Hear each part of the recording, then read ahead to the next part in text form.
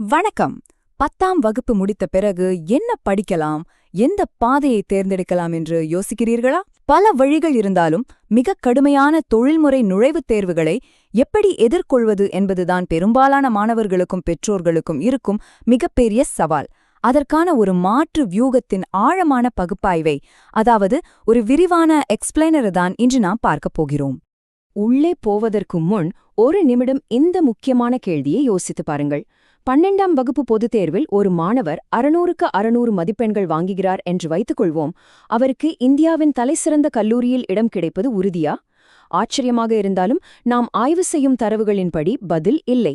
நீங்கள் பள்ளியில் 100க்கு 100 வாங்கினாலும் சரி, அந்தந்த நுழைவுத் தேர்வுகளை வெல்வது மட்டுமே சிறந்த கல்லூரிகளுக்குச் செல்லும் ஒரே வழி. சரி, இன்று நாம் பார்க்கப் போகும் விஷயங்கள் இதுதான். 1. நுழைவுத் தேர்வு என்னும் தடை. 2. பாரம்பரிய பள்ளிக்கல்வியின் சவால்கள். 3. NIOS மாற்று முறை. 4. பணிச்சுமை ஒப்பீட்டு. மற்றும் 5. இந்த வியூகத்தின் மதிப்பீடு. முதல் பகுதிக்குச் செல்லலாம். பகுதி 1. நுழைவுத் தேர்வு என்னும் தடை. உங்களுக்கு தெரிஞ்சிருக்கும், ஒவ்வொரு துறைக்கும் ஒரு குறிப்பிட்ட உச்சபட்ச நுழைவுத் தேர்வு இருக்கிறது. பொறியியலுக்கு JEE, மருத்துவத்திற்கு NEET, சட்டப்படிப்பிற்கு CLAT, சார்ட்டர்ட் அக்கவுண்டன்சிக்கு CA.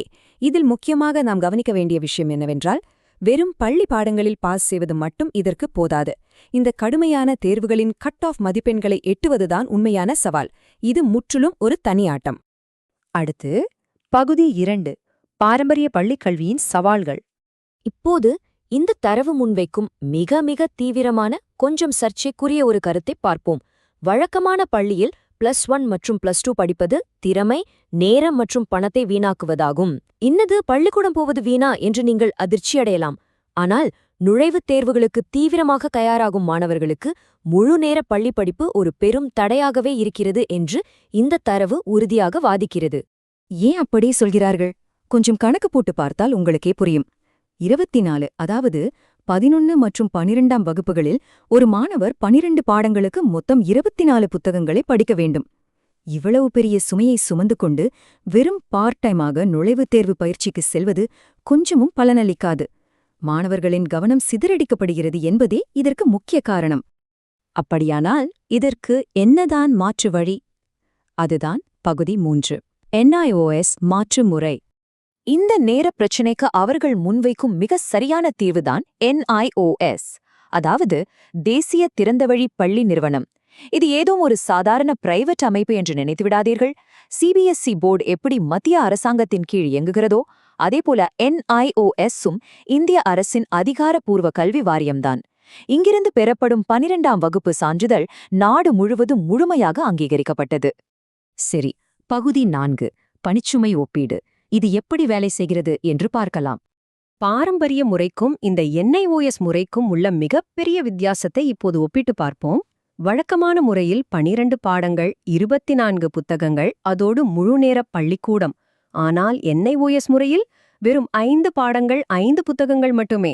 ஒரு நாளைக்கு 1 அல்லது 2 மணி நேரம் சுயமாக படித்தால் போதும். அப்படியானால் மீதமுள்ள நேரம், அந்த முழு நேரத்தையும் நீங்கள் நுழைவுத் தேர்வு பயிற்சிக்கும் மட்டுமே முழுமையாக அர்ப்பணிக்க முடியும். இதுல இன்னொரு ஆச்சரியமான விஷயம் என்ன தெரியுமா? இந்த 50%. ஆம், NIOS வினாத்தாள்களில் 50% கேள்விகள் 1 மதிப்பெண் வினாக்களாகவே இருக்கும். அதனால வழக்கமான முறையை விட மிக குறைந்த அளவிலான முயற்சியிலேயே நீங்கள் எளிதாக தேர்ச்சி பெற்றுவிட முடியும். உங்களின் மொத்த எனர்ஜியையும் நுழைவுத் தேர்வுக்காக சேமித்து வைக்கலாம். ஓகே, இதை பிராக்டிக்கலாக எப்படி செயல்படுத்துவது? இதோ 3 தெளிவான படிகள். முதலில், ஒரு முழு நேர நுழைவுத் தேர்வு பயிற்சி மையத்தில் காலை முதல் மாலை வரை சேர்வது. 2வது, போர்டு எக்ஸாமிற்காக NIOS-இல் பதிவு செய்வது. 3வது, ஒரே நேரத்தில் 5 பாடங்களும் எழுதாமல் அதனை 2 ஆண்டுகளாக பிரித்து எழுதுவது. இது ரொம்பவே ஸ்மார்ட்டான மூவ் இல்லையா? உங்களின் சுமை பாதியாக குறைகிறது. இறுதியாக பகுதி 5. இந்த வியூகத்தின் மதிப்பீடு. இந்த தரவை மிகவும் நேர்மையாக ஒப்புக்கொள்ளும் ஒரு விஷயம் இருக்கிறது. அது என்னவென்றால், இந்த முறை அனைவருக்கும் ஏற்றதல்ல. இது முற்றிலும் ஒரு மாற்றுப்பாதை என்பதால ஓபன் ஸ்கூலிங் முறையை முழுமையாக புரிந்து கொண்டு அதன் மேல் முழு நம்பிக்கை வைக்கும் பெற்றோருக்கு மட்டுமே இந்த வியூகம் மிகவும் பொருத்தமானதாக இருக்கும்.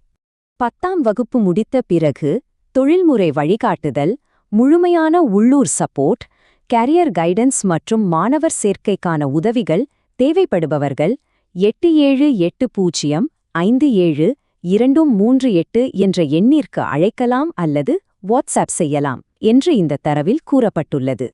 நாம் இந்த எக்ஸ்பிளைனரின் முடிவுக்கு வந்துவிட்டோம். ஆனால் விடைபெறும் முன் நாம் அனைவரும் ஆழமாகச் சிந்திக்க வேண்டிய ஒரு கேள்வி இதுதான். நுழைவுத் தேர்வுகள் நாளுக்கு நாள் இவ்வளவு கடுமையாகிக் கொண்டே போகும் இந்த சூழலில் நாம் பல தலைமுறைகளாக பின்பற்றி வந்த பாரம்பரிய உயர்நிலைப்பள்ளி முறையை மறுபரிசீலனை செய்ய வேண்டிய நேரம் வந்துவிட்டதா? கல்வியின் உண்மையான நோக்கம் மதிப்பெண்களை மட்டும் குவிப்பதா அல்லது திறமையை வளர்ப்பதா? நீங்களே யோசித்துப் பாருங்கள். மீண்டும் சந்திப்போம்.